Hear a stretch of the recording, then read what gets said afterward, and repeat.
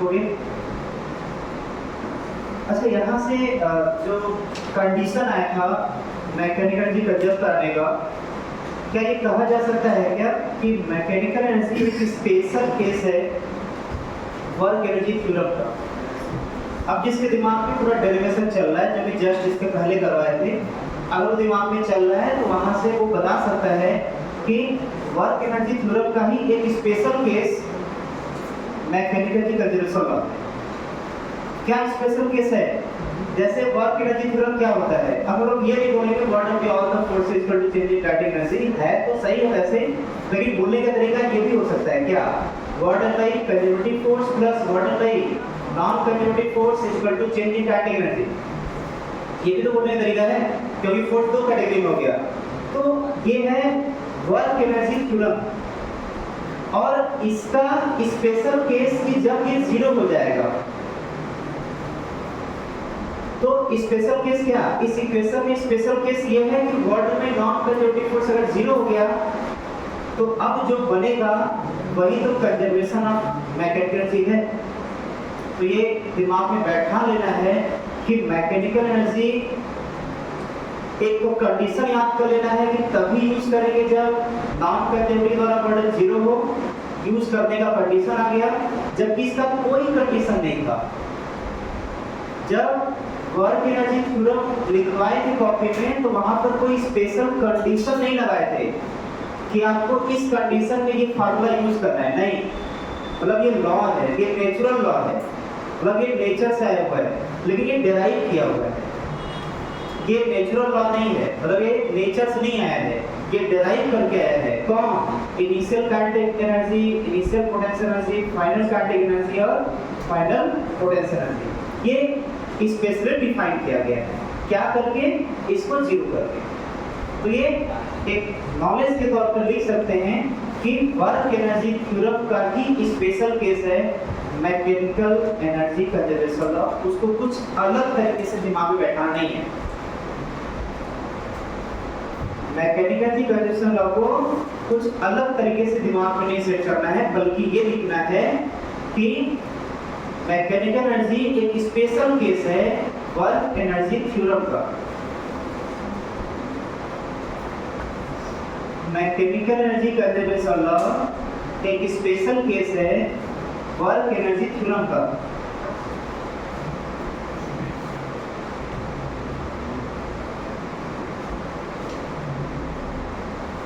अब सुनिए ध्यान से जरा। अच्छा, ये बात बोल क्यों रहे हैं, इससे क्या रिजल्ट निकलेगा?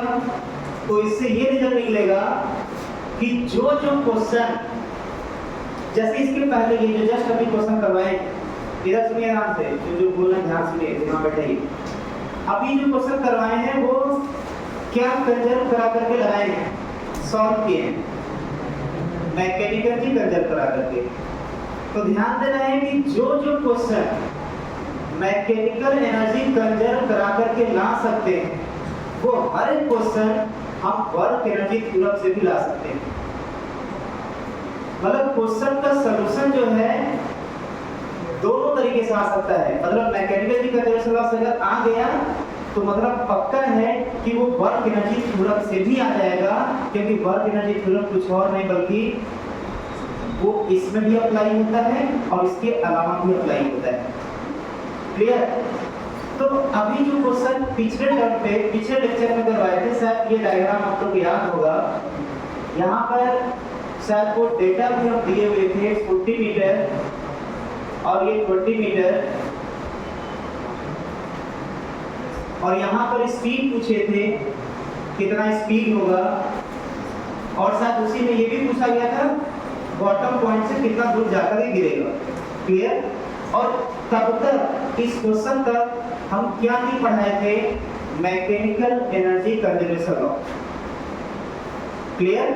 मतलब ये इस क्वेश्चन का स्पीड का आंसर आया तो था, लेकिन कौन सा रूल लगा करके, what done by all the forces equal to change in kinetic energy, मतलब वर्क एनर्जी थ्योरम से आया था सॉल्यूशन। अब हम इसी क्वेश्चन का सॉल्यूशन अब मैकेनिकल एनर्जी कंजर्वेशन लॉ से लाते हैं, क्योंकि ये हम बता चुके हैं कि जो मैकेनिकल कंजर्वेशन लॉ से आ सकता है वो वर्क एनर्जी थ्योरम से भी आ सकता है। देखते हैं, अप्लाई करते हैं यहाँ पर। तो कभी भी जैसे यहाँ पर क्वेश्चन क्या कहता है, ब्लॉक जो यहाँ से क्या किया जा रहा है, रिलीज किया जा रहा है, और वो चलते हुए जब यहाँ पर पहुंचेगा तो यहाँ पर उसका स्पीड पूछा जा रहा है। क्लियर ना? तो अगर ऐसा क्वेश्चन में डिटेल पूरा दिया हुआ है, पिछला ही क्वेश्चन है ये, तो अगर हम मैकेनिकल जी कंजर्व कराएंगे तो कहाँ पर मैकेनिकल जी कंजर्व करा सकते हैं? तो बोलेंगे हर इंस्टेंट पर मैकेनिकल जी कंजर्व करा सकते हैं, लेकिन कंजर्व कराने से पहले कंडीशन याद रखना है। मतलब मैकेनिकल एनर्जी यहाँ पर क्या होगा, तो बोलेंगे initial kinetic energy, initial potential energy, और यहाँ पर फाइनल स्टेट मान लेते हैं, तो यहाँ पर मैकेनिकल एनर्जी क्या होगा, यहाँ पर मैकेनिकल एनर्जी होगा K final plus U final. अगर हम ये बोल रहे हैं कि K initial U initial is equal to K final plus U final, तो ये लिखने से पहले एक कंडीशन जरूर याद करना होगा, चेक करना होगा। ये इक्वेशन लिखने से पहले हमेशा क्वेश्चन में एक कंडीशन चेक करना होगा, वो क्या है कि ऐसा तो नहीं इस क्वेश्चन में work done by non conservative force zero नहीं है। अगर work done by non conservative force zero नहीं होगा, मतलब कुछ आएगा, तब ये नहीं लिख पाएंगे। अब अगर work done by non conservative force zero हो गया, तब ये लिख सकते हैं। अच्छा, वो कैसे चेक करेंगे, तो यहाँ पर किसी भी जनरल पॉइंट पर आकर के, किसी भी जनरल पॉइंट पर आकर के उसका एफडी बनाइए। एफडी बनाने से क्या पता चल जाता है, फोर्स कितने लग रहे हैं और किस किस डायरेक्शन में लग रहे हैं, ये पता चल जाता है एफडी से। इसमें यहाँ पर एफडी बना करके चेक करना पड़ेगा। तो किसी भी यहाँ पर अच्छा ये स्मूथ है, ये जब क्वेश्चन करवाए थे हम बोला ना पिछला ही क्वेश्चन है, तो ये स्मूथ है, पूरा ट्रैक जो है वो स्मूथ है। तो यहाँ पर एक नॉर्मल आएगा और एक एमजी आएगा, और बाकी कुछ आ रहा है क्या, चेक कर लीजिए इसमें एफडी बना करके, नहीं आ रहा है। अब यहाँ पर दो फोर्स में से एक नॉन कंजर्वेटिव फोर्स है और दूसरा कंजर्वेटिव फोर्स है।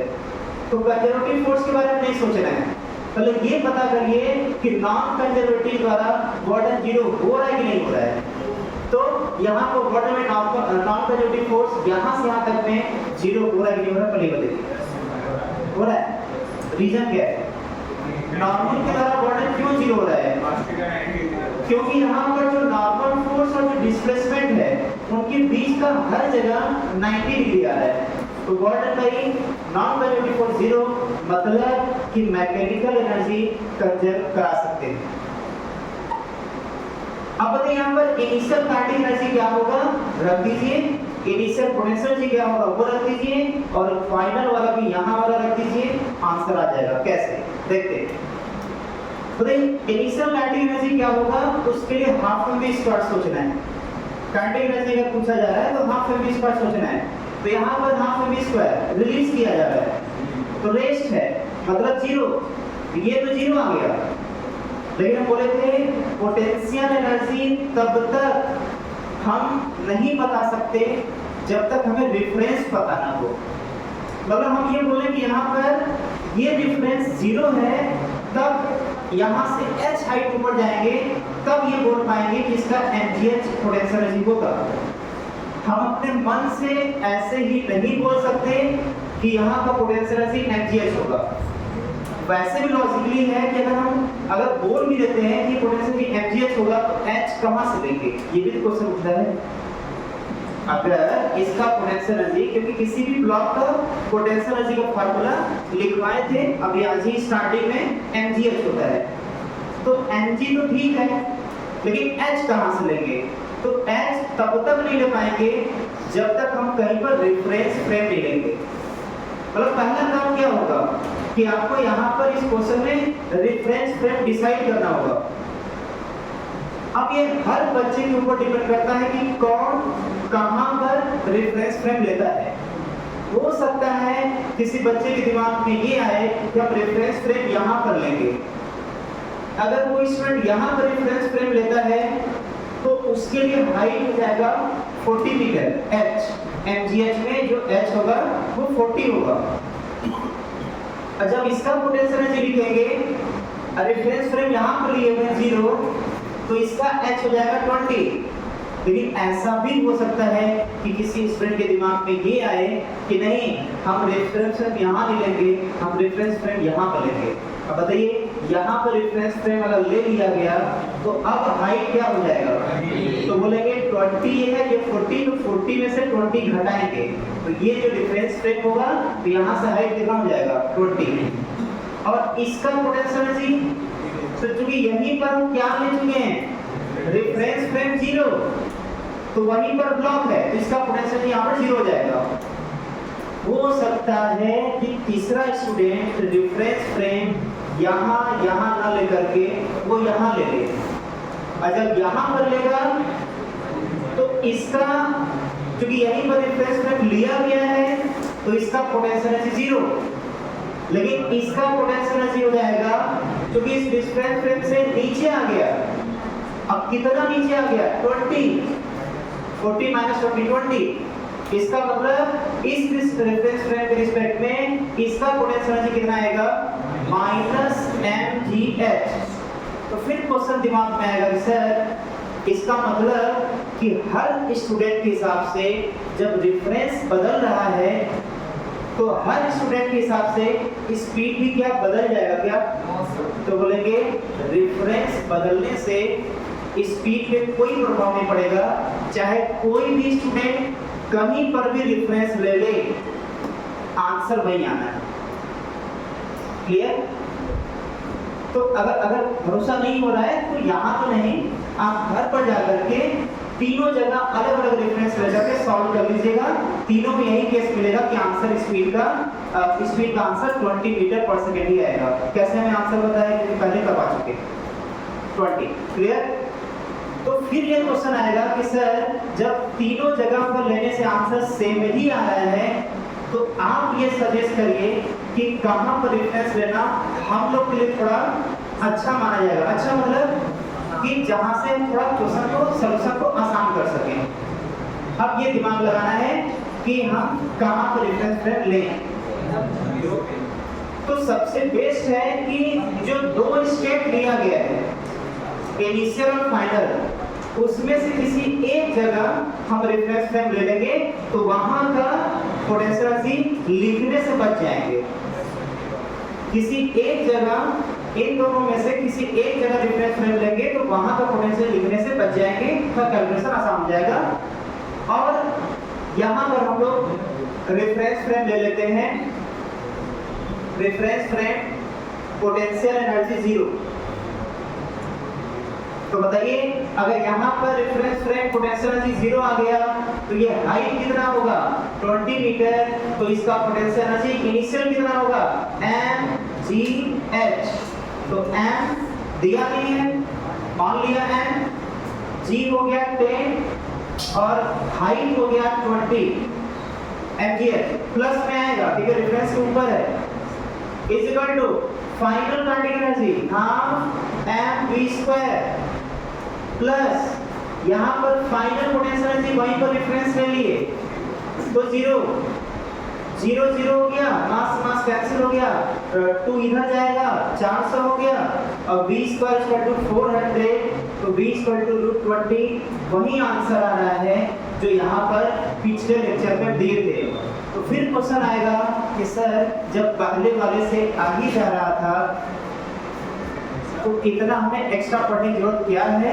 इसलिए जरूरत है क्योंकि हम क्वेश्चन को थोड़ा आसान कर सकते हैं इस तरीके से। हाँ क्या? ठीक है, ठीक है, 20 समय। मतलब जब हम ये पहले जानते थे तो ये नया कॉन्सेप्ट क्यों पढ़े? क्योंकि ये कॉन्सेप्ट थोड़ा सा आसान कर देता है सॉल्यूशन। क्लियर ना? तो इसको नोट कर लीजिए और जिसको चेक करना होगा कि रेफरेंस फ्रेम बदलने से आंसर बदल जाएगा कि बदल जाएगा, तो घर पर जा करके रेफरेंस बदल करके सॉल्व करके देख लेगा।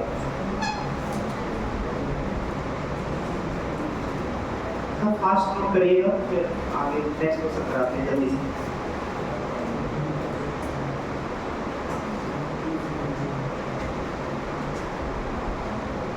एकदम फास्ट नोट करिएगा, फास्ट।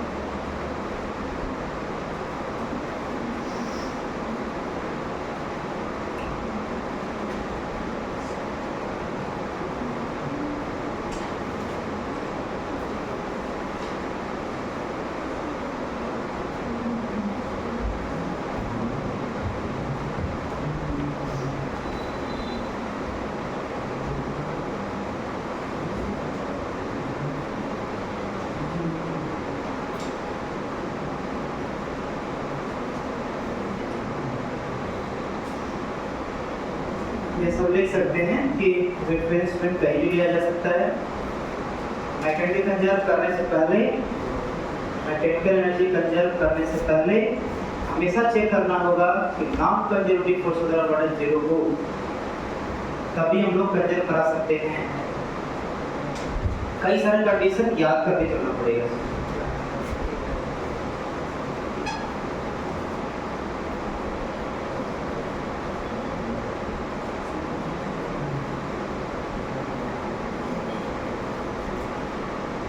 हो गया?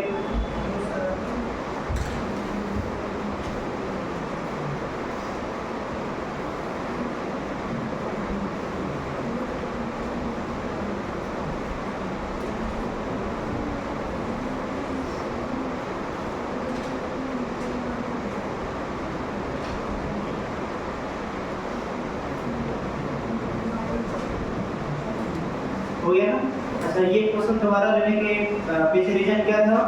ये था कि जितने भी वर्क एनर्जी थ्योरम से क्वेश्चन बन सकते हैं वो क्वेश्चन मैकेनिकल से बन सकता है, एमई कंजर्व करने से बन सकता है। एमई मतलब मैकेनिकल से। तो क्या स्टेटमेंट सही है कि जो क्वेश्चन एमई कंजर्व करने से मतलब मैकेनिकल कंजर्व करने से बन सकता है, क्या वो हर एक क्वेश्चन क्या वर्क एनर्जी थ्योरम से बन सकता है? या जो हर एक क्वेश्चन वर्क एनर्जी थ्योरम से बन सकता है वो सभी क्वेश्चन मैकेनिकल एनर्जी कंजर्वेशन से बन सकता है? हाँ, सेकंड स्टेटमेंट सही नहीं। क्लियर? अब नेक्स्ट क्वेश्चन आते हैं। अगला क्वेश्चन देखिए, find maximum compression, find maximum compression in spring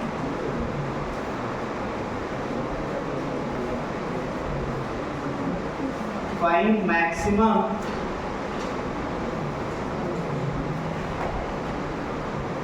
compression in spring.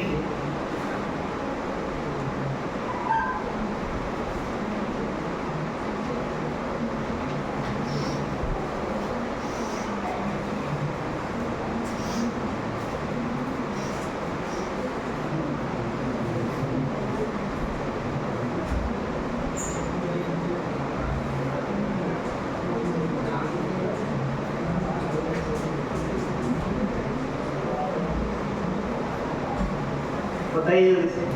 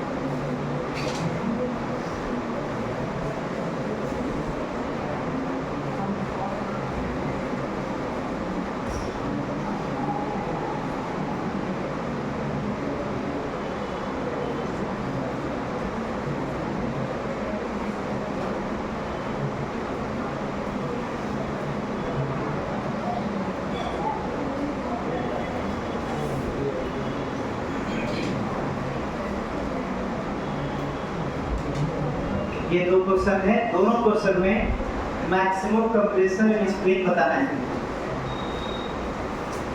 और ट्रैक स्मूथ है दोनों जगह, यहाँ भी स्मूथ है और यहाँ भी।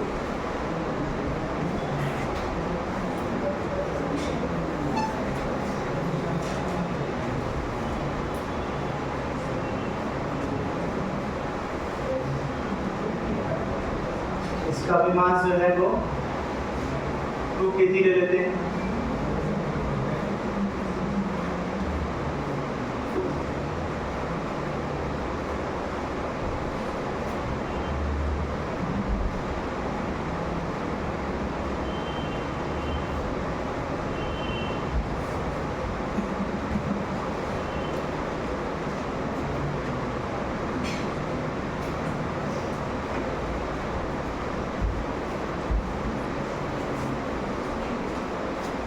फास्ट सॉल्व करेंगे, मैकेनिकल कंजर्व हो सकता है या आप लोग सोच करके तब कंजर्व कराइएगा।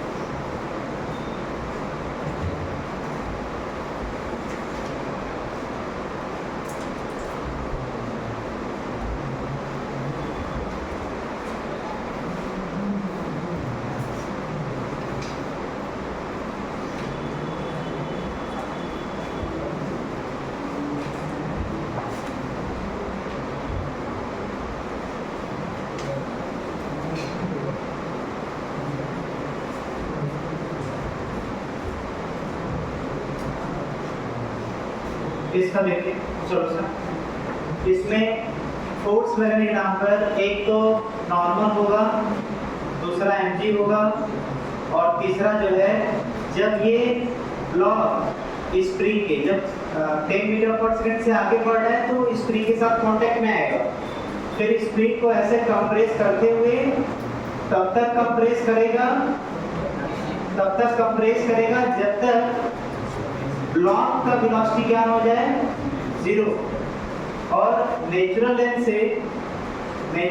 से जब तक वो कंप्रेस कर रहा था, अगर वो x है तो यही x पूछा जा रहा है, यही x जो है वो मैक्सिमम कंप्रेशन होगा। मैक्सिमम कंप्रेशन नेचुरल लेंथ से जहां तक जाएगा ब्लॉक, जहां तक जाने का मतलब जब तक वेलोसिटी 0 हो जाए। अच्छा, यहाँ पर स्प्रिंग फोर्स mg ये दोनों कंजर्वेटिव फोर्स हैं, लेकिन नॉर्मल नॉन कंजर्वेटिव द्वारा बर्डन 0 हो रहा है क्योंकि हॉरिजॉन्टल डिस्प्लेसमेंट है, फोर्स वर्टिकल है। अच्छा, यहाँ पर mg के द्वारा बर्डन यहाँ पर बोलेंगे कि जब पार्टिकल हॉरिजॉन्टल में मोशन कर रहा है तो उसका वर्टिकल डिस्प्लेसमेंट हुआ कि नहीं हुआ? Vertical displacement. तो जब वर्टिकल डिस्प्लेसमेंट नहीं हुआ क्योंकि वो हॉरिजॉन्टल मोशन कर रहा है, तो जब हॉरिजॉन्टल में ही मोशन करेगा तो जो potential energy due to gravitational है वो यहाँ पर 0 ले लेते हैं। क्लियर ना? इस डिफरेंस मतलब यहाँ पर इसी डिफरेंस पर पोटेंशियल एनर्जी क्या लेते हैं? ग्रेविटी द्वारा 0 ले लेते हैं। तो इसका मतलब ये हुआ कि इस पूरे डिफरेंस लाइन पर potential energy due to gravity 0 रहेगा। अच्छा, यहाँ पर हम इनिशियल ले लेते हैं, जहाँ से चलना स्टार्ट किया ये इनिशियल स्टेट है और जहाँ पर वो मैक्सिमम कंप्रेशन में पहुंचा है वो उसका फाइनल स्टेट है। और इन दोनों जगह हम क्या कर लेते हैं? मैकेनिकल एनर्जी कंजर्व कर लेते हैं। तो यहाँ पर मैकेनिकल क्या होगा? तो initial kinetic energy plus initial potential energy जो बराबर होगा फाइनल स्टेट का final kinetic energy plus final potential energy.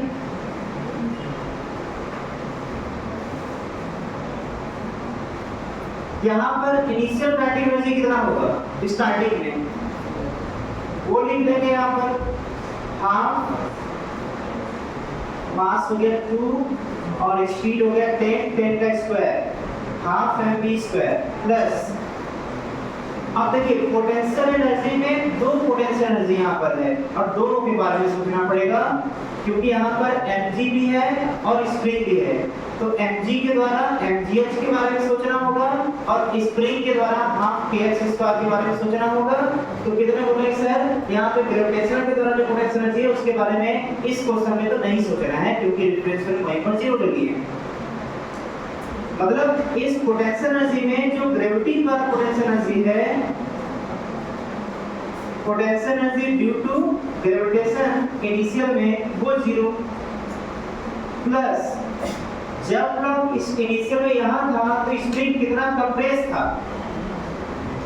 Starting में जब ब्लॉक यहाँ था तो स्प्रिंग कितना कंप्रेस था, तो कंप्रेस था ही नहीं वो, क्योंकि जब ये आगे बढ़ेगा टकराएगा तब तो इसको कंप्रेस करेगा ना। स्टार्टिंग में तो कोई कंप्रेशन नहीं है स्प्रिंग के अंदर, तो जो potential energy due to spring initial होगा वो भी 0 होगा।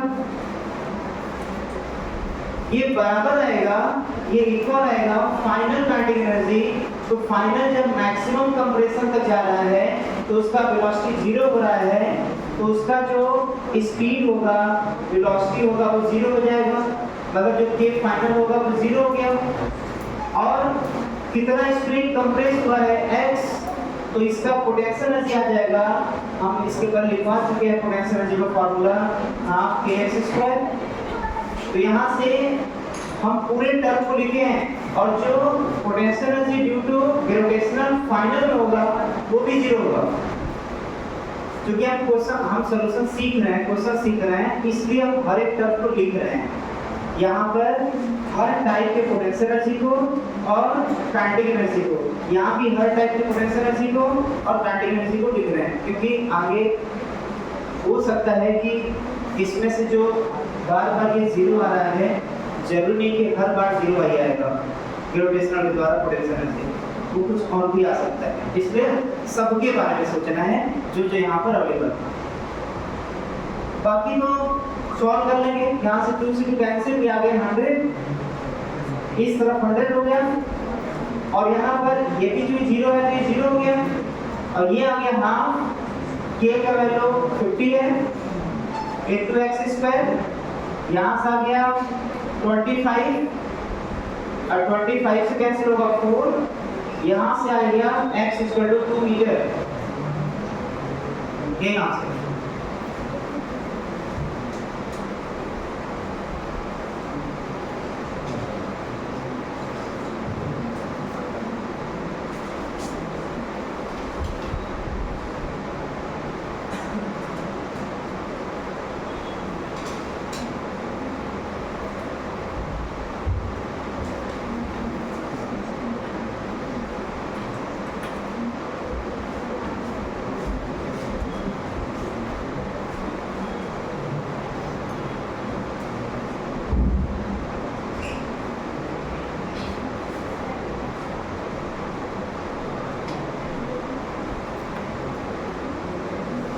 क्या आ गया आंसर? मैच करेगा।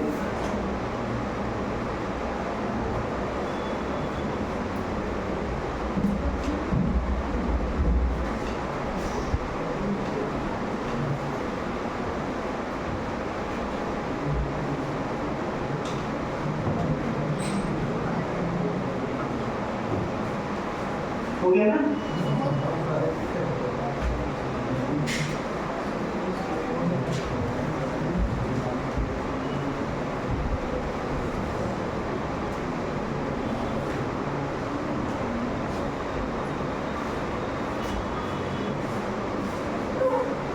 जल्दी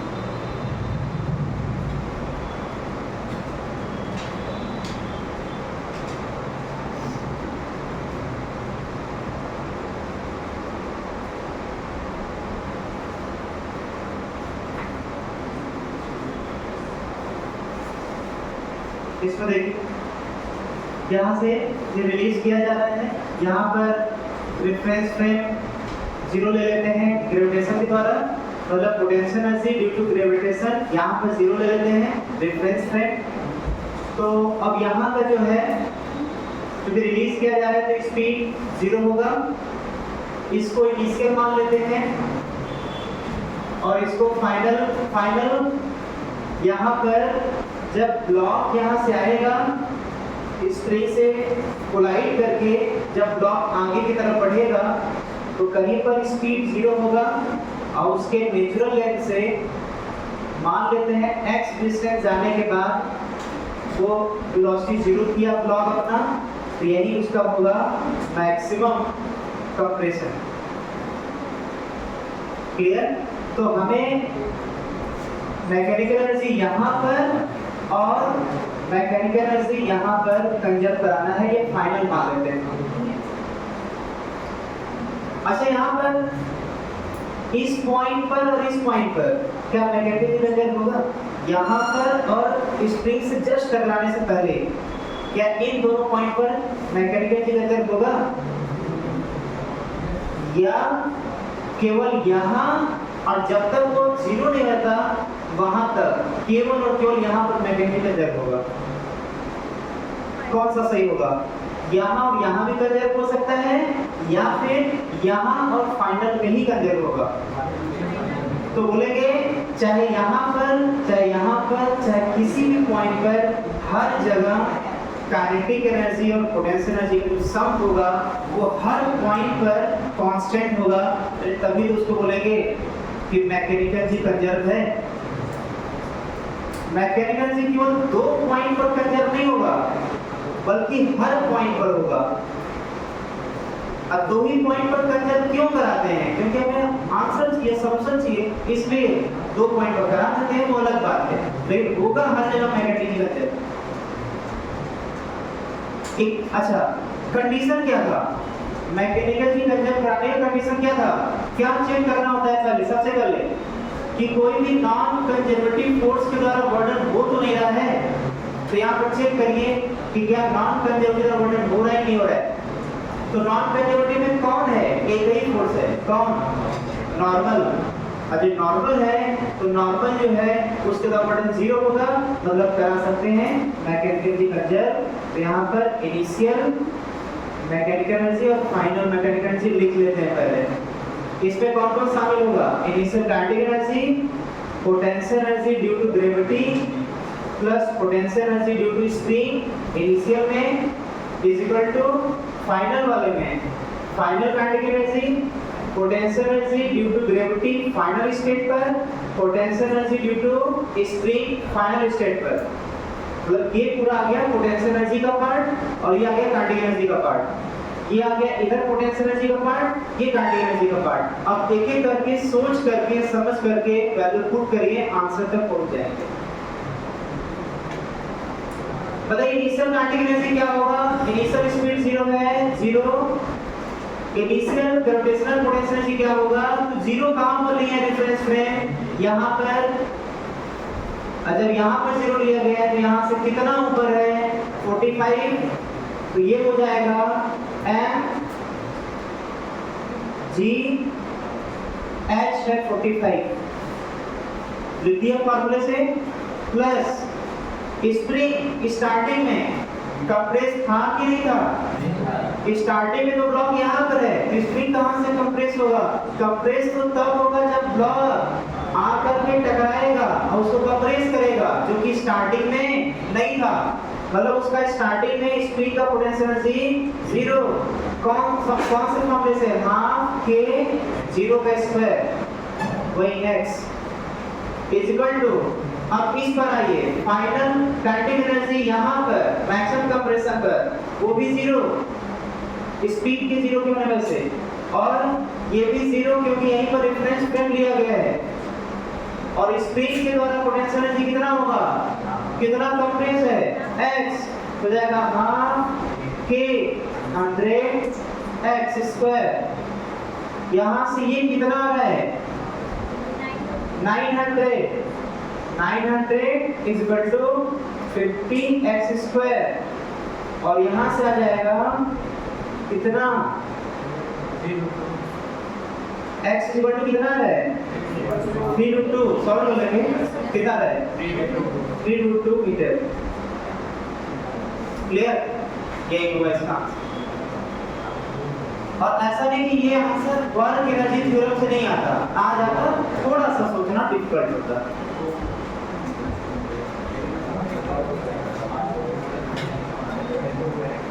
पाँच मिनट ब्रेक के बाद फिर आते हैं।